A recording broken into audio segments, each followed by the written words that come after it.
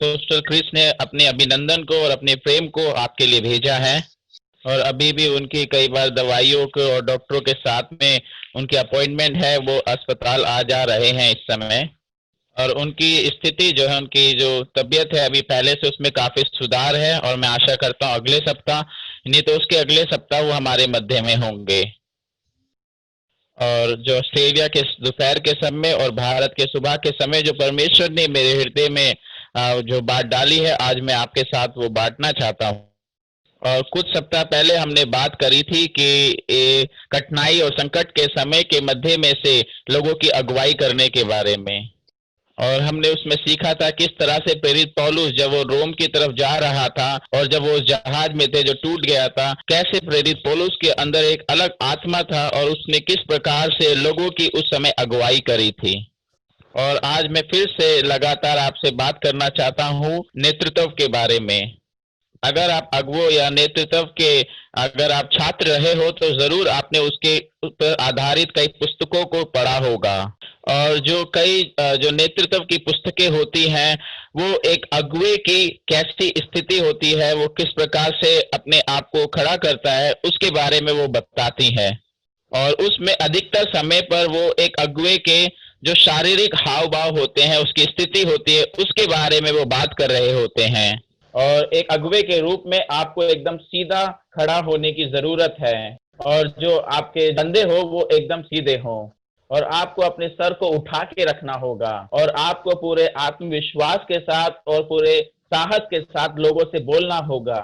और आपको अपने शरीर के जो भी हाथ हाथ हैं, आपकी मुस्कान है, आपकी आंखें हैं, उन सभी का हाव भाव का सही रीति से इस्तेमाल करना होगा।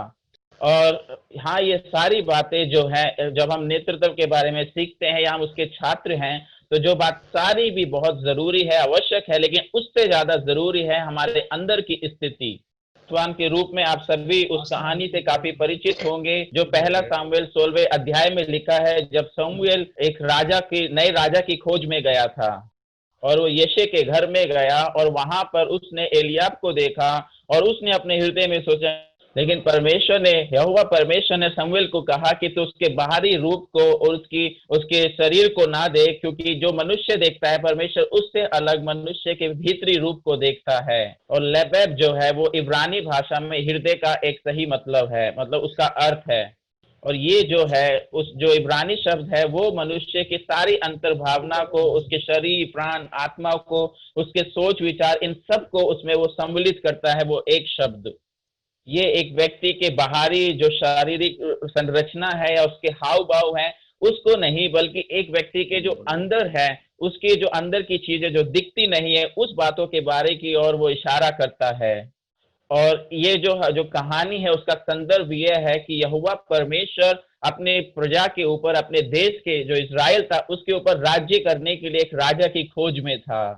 तो इस जो पूरी कहानी का जो मुख्य सार है वो ये है, जब परमेश्वर अपने लोगों की अगुवाई और नेतृत्व करने के लिए एक व्यक्ति को चुनता है, तो वो जो सबसे मुख्य स्थिति है उसके अंदर की कैसी है उसके अनुसार वो उसे चुनता है। और आज मैं जो विचार आपके साथ में सुबह बांटना चाहता हूं वो ये है, एक सही स्थिति के साथ, एक सही भाव भाव के साथ में लोगों की अगुवाई करना। और इसके लिए मैं आपका ध्यान ले जाना चाहता हूँ निर्गमन की किताब उसके 33वें अध्याय और उसकी 12 से लेकर 14 आयत तक में। और एक बार फिर से लोगों की अगुवाई करते समय मूसा के जीवन में एक बड़ी हताशा और निराशा का समय आया था। और जब मूसा पर्वत पर था और पर्वत पर रहते हुए उसको कुछ ज्यादा ही समय लग गया परमेश्वर की उपस्थिति में, तो जो लोग नीचे थे उन्होंने आराधना और प्रार्थना करने के लिए खुद के लिए एक सोने का बछड़ा बना लिया था। और इससे परमेश्वर और मूसा दोनों बहुत निराश हो गए। और इस पद्यांश में, जो वचन के इस पद्यांश में जब हम पढ़ते हैं तो हम पाते हैं कि जो मूसा के अंदर जो भावना थी अपने लोगों के प्रति, उन सारी भावनाओं को लेकर वो परमेश्वर से बातचीत करता है। और कुछ बातें जो मूसा ने परमेश्वर से कहे, उन बातों से हम भी खोज सकते हैं, हम भी पा सकते हैं उस बात को जो एक अगुवे के अंदर उसकी सही स्थिति को बताने के लिए होनी चाहिए। और यहाँ पर 12वीं आयत में मूसा ने यहोवा से कहा, सुन, तू मुझसे कहता है इन लोगों को ले चल, परंतु यह नहीं बताया कि तू मेरे संग किसको भेजेगा। तो भी तूने कहा तेरा नाम मेरे चित्त में बसा है। और जो सबसे पहली स्थिति या सबसे पहला जो हाव भाव एक नेतृत्व के अंदर होना चाहिए, अंदर के भीतरी मनुष्य में, वो ये है उसकी परमेश्वर के साथ एक सही संबंध। और मूसा का परमेश्वर के साथ में एक बहुत ही गहरा संबंध था। वो पिता के समान उसे मानता था और उसी प्रकार से परमेश्वर भी, यहोवा परमेश्वर भी मूसा को पूरी रीति से जानता था। और एक अगुवे के रूप में जब हम लोगों की अगुवाई करते हैं तो हमेशा पिता के साथ संबंध की जो नींव रूपी जरूरत है उसके अनुसार ही हमें लोगों की अगुवाई करनी चाहिए।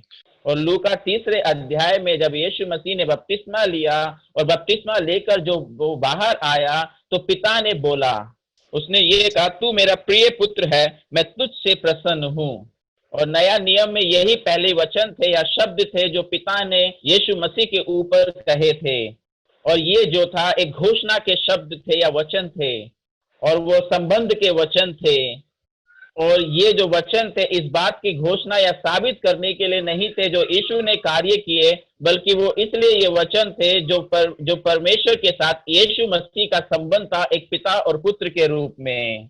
और ये से पहले हुआ कि यीशु मसीह ने कोई सेवकाई करे या और परमेश्वर के राज्य के लिए कुछ भी कार्य करने से पहले यीशु मसीह जो थे वो परमेश्वर के पुत्र थे। और इससे पहले कि आप अगुवे या आप एक पासवान हैं, स्मरण रखें कि आप सबसे पहले परमेश्वर के पुत्र हैं। आप उसके हैं, आप उसके द्वारा आपसे प्रेम किया गया है। और ये नहीं जो आप करते हैं उसके कारण वो आपसे प्रेम करता है, बल्कि जो आप हैं उसके कारण ही वो आपसे प्रेम करता है। और एक अगुवों के रूप में हो सकता है जो कार्य हम करते हैं उसके द्वारा ही हमारी पहचान हो। अगर हम लोग, ऐसा लगता है अगर हमने अच्छा प्रचार किया है तो पिता ने हमें स्वीकार किया है। अगर आत्माएं बचाई जाती है तो हमें लगता है पिता ने मुझे स्वीकार किया है। और अगर रविवार के समय अच्छी लोगों की उपस्थिति होती है तो हमें लगता है पिता ने हमें स्वीकार कर लिया है। लेकिन जब इसका उल्टा होता है, यानी रविवार के समय जब लोगों की उपस्थिति कम हो या हमने सही से प्रचार ना किया हो, तो हम अपने आप में बहुत ही कमी महसूस करते हैं और सोचते हैं पिता ने शायद मुझे स्वीकार नहीं किया है। और एक अगुवों के रूप में जो हमारी पहचान है वो इस तरीके से नहीं होनी चाहिए। अपने आप में हमें ये नहीं सोचना चाहिए जो हम करते हैं उससे हमारी पहचान बनती है, बल्कि परमेश्वर पिता के साथ जो हमारा संबंध है, हम उसके पुत्र पुत्रियां हैं, उसके साथ ही हमारा रिश्ता बनना चाहिए। अगर आपको फिर कभी प्रचार करने का मौका ना मिले, क्या आपको फिर कभी पासवानी का मौका ना मिले, अगुवाई करने का मौका ना मिले, क्या आप तब भी संतुष्ट रहेंगे कि आप परमेश्वर के पुत्र हैं उस रूप में? और क्या आप संतुष्ट रहेंगे कि परमेश्वर के जो आप पुत्र हैं और परमेश्वर जो आपको जानता है और वही सबसे स्वस्थ और सबसे अच्छी जो संबंध है, क्या आप उसके साथ संतुष्ट रह सकते हैं? और जो पिता के साथ हमारा संबंध है वही हमारी सबसे बड़ी नींव होनी चाहिए जो हम हैं और जो कुछ भी हम करते हैं उसकी। भारत के एक व्यापारी मसीह भाई को मैं जानता हूँ, एक बहुत बड़ी लॉजिस्टिक कंपनी है। और उस बड़ी कंपनी के जो सबसे मुख्य चेयरपर्सन होते हैं वो है, क्योंकि वो कहता है इसका जो सबसे बड़ा मालिक है वो स्वयं यीशु मसीह है। एक कंपनी के रूप में वो जो भी कार्य करते हैं वो उसी नींव पर आधारित है जो उनका संबंध पिता परमेश्वर के साथ है। और ऐसी ही जो स्थिति थी वो यीशु मसीह के साथ थी जब तक वो इस पृथ्वी नामक ग्रह पर थे। और जो भी उन्होंने सेवा करी उन सब के समय पे यही यीशु मसीह की भी स्थिति थी। और पिता के साथ जो हमारा संबंध है वही नींव हमारे पूरे दिन के लिए होनी चाहिए। मरकुस 1:35 कहता है, भोर को दिन निकलने से बहुत पहले वह उठकर निकला और एक जंगली स्थान में गया और वहां प्रार्थना करने लगा। और मैं विश्वास करता हूँ ये यीशु मसीह रोज का उनका अभ्यास था, रोज का कार्य था। हर सुबह वो ऐसा ही करते थे। और मैं विश्वास करता हूँ, शायद यशाया में लिखा हुआ है कि हर भोर को वो मुझे उठाता है और वो मुझसे बात करता है। और कुछ वर्षों पहले जब मैं यूरोप से यात्रा करते हुए जा रहा था, और मैं विश्वास करता हूँ शायद मैं उस समय जर्मनी में था, और वहां पर भी मैं एक बिजनेसमैन जो मसीह थे उनसे मिला। और वो करोड़पति थे, वो बहुत ही धनी व्यक्ति थे। और मैंने उनसे पूछा उनकी सफलता का राज क्या है। और एक तरह से मैं ये सोच रहा था शायद वो अपनी जो महाविद्यालय की जो उनके पास डिग्री है शायद उसको वो सराहेंगे, और हो सकता है जितने घंटे वो काम करते थे उसके बारे में वो बोलेंगे।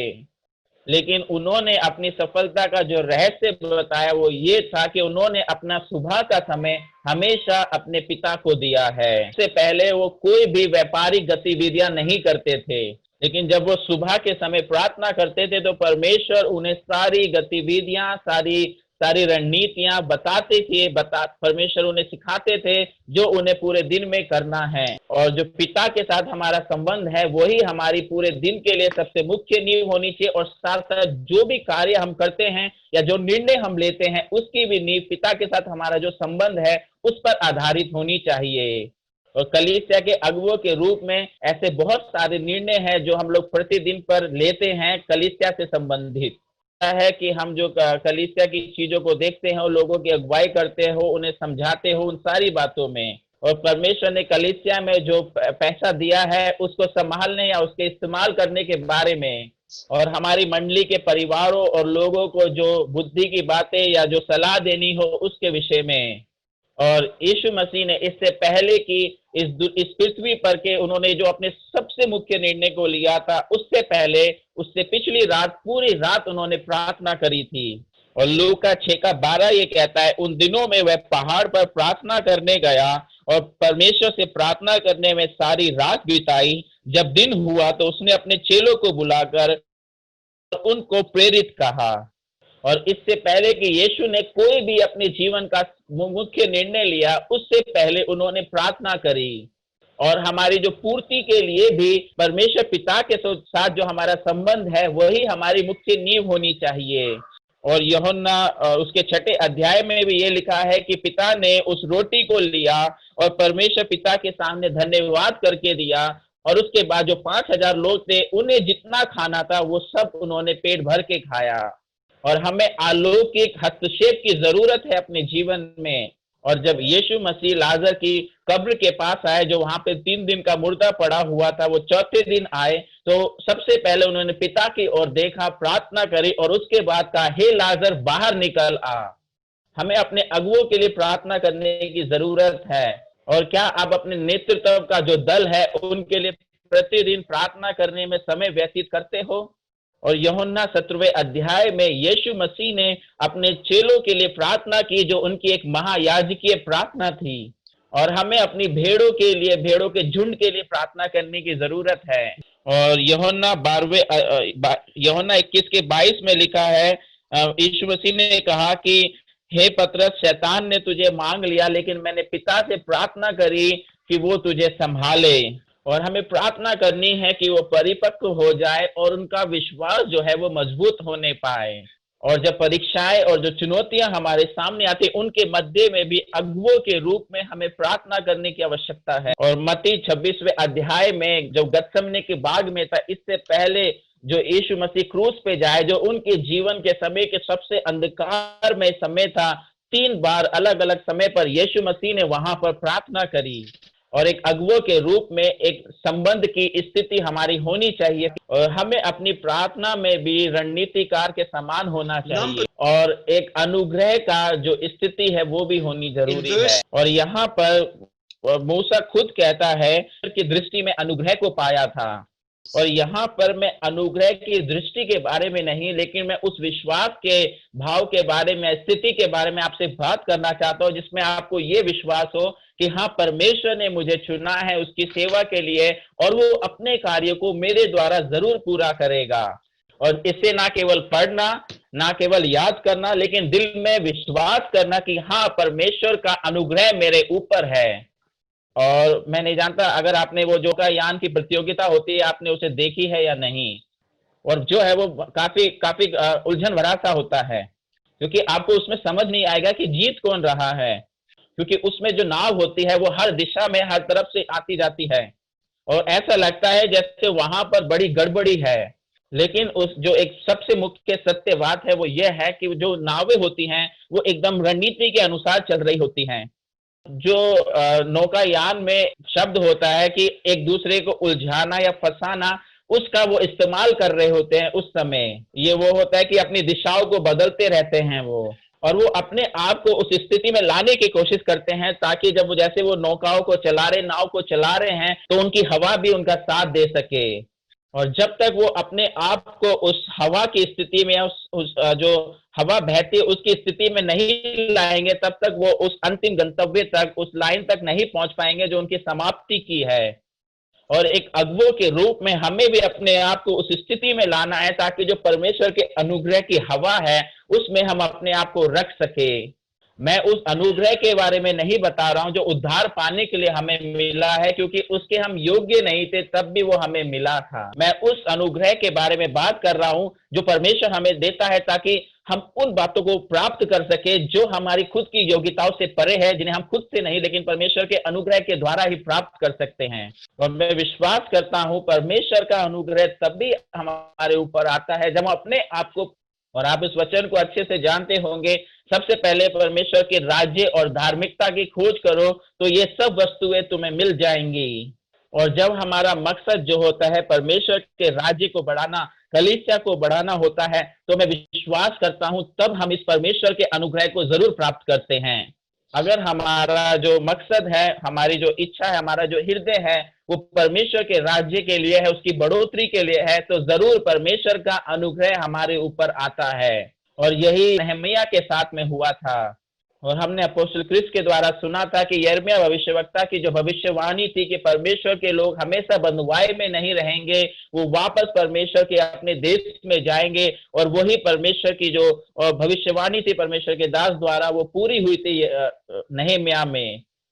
और नहम्याह के अंदर परमेश्वर के उद्देश्य को पूरा करने के लिए एक हृदय था, एक मन था।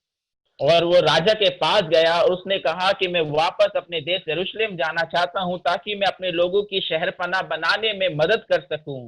और राजा ने उसको जाने की अनुमति दी। उसके पीछे का कारण ये था कि परमेश्वर के अनुग्रह का हाथ नहम्याह के ऊपर था। और नहम्याह के ऊपर परमेश्वर के अनुग्रह का हाथ था, क्योंकि उसके अंदर एक हृदय था कि जो परमेश्वर के भविष्यवाणी की गई थी उनकी पुनर्स्थापना के लिए, उसको वो पूर्ण करना चाहता था। और इसमें क्या हुआ, उसके ऊपर एक सुरक्षा का अनुग्रह आया। और नहम्याह 2:7 कहता है, फिर मैंने राजा से कहा, यदि राजा को भाए तो महानद के पार के अधिपतियों के लिए इस आशय से चिट्ठियां मुझे दी जाए कि जब तक मैं यहूदा को ना पहुंचूं तब तक वे मुझे अपने देश में से होकर जाने दे। और एक दूसरे शब्दों में उससे सुरक्षा की आवश्यकता थी।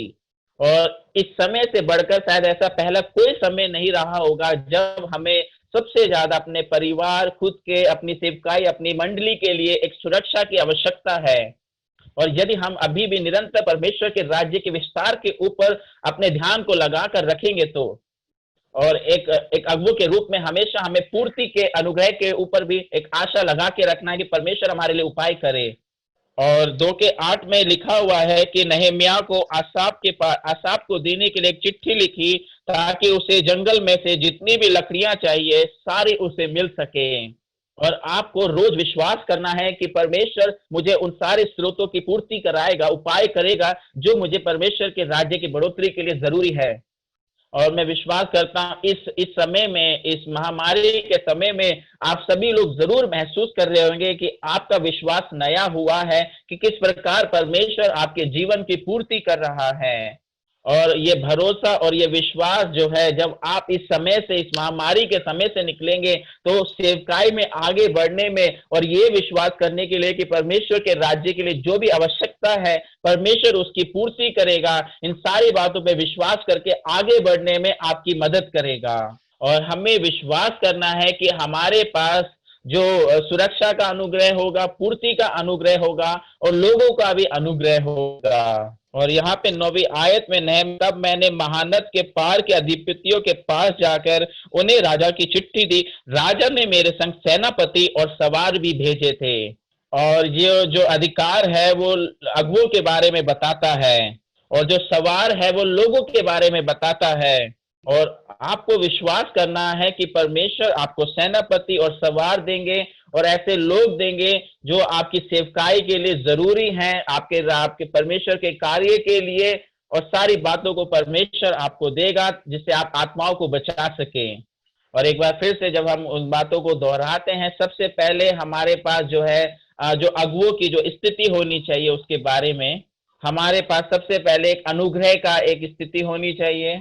और जो अंतिम बात जिसके साथ मैं आज आपको छोड़ना चाहता हूँ, समाप्त करूंगा, वो ये है कि एक संतुष्टि की भी एक हमारे पास स्थिति रहनी चाहिए। और इस नेतृत्व के जो स्थिति के बारे में कुछ और भी मेरे पास बिंदु हैं, बातें हैं। अगर अगले हफ्ते अपोस्टल क्रिस नहीं आते हैं तो मैं आपके साथ में बांटूंगा उसे। लेकिन 13वीं आयत में एक बार फिर से मूसा जो है वो इस बात को दोहराता है कि उसने परमेश्वर के अनुग्रह की दृष्टि को पाया है, और एक अगुवों के रूप में आपने भी परमेश्वर की दृष्टि में अनुग्रह को पाया है, और इसलिए आपको संतुष्ट रहना है जो आप हैं उसके उसमें, और जो वरदान आपको मिले हैं उसके साथ में, और आपके जीवन के लिए परमेश्वर की जो बुलाहट है उसके साथ आपको संतुष्ट रहना है, और अपने आप को दूसरे अगुवों के साथ में तुलना ना करें। और कभी कभी जो हम लोग उस मूर्खता के जाल में फंस जाते हैं, ये देखते हुए कि दूसरे लोग क्या कर रहे हैं और मैं क्या कर रहा हूँ। हम सब प्रकार की बातों को सोच सकते हैं, उनकी कलीसिया मुझसे ज्यादा बड़ी है, वो मुझसे ज्यादा अच्छा प्रचार करते हैं, और क्यों उन्हें ही हमेशा सारे अच्छे अगुवे मिलते हैं, वो उनका जो दान है वो बहुत ही अच्छा है, क्यों सारे दान देने वाले उधार मसीह लोग हैं उन्हीं के पास चले गए हैं।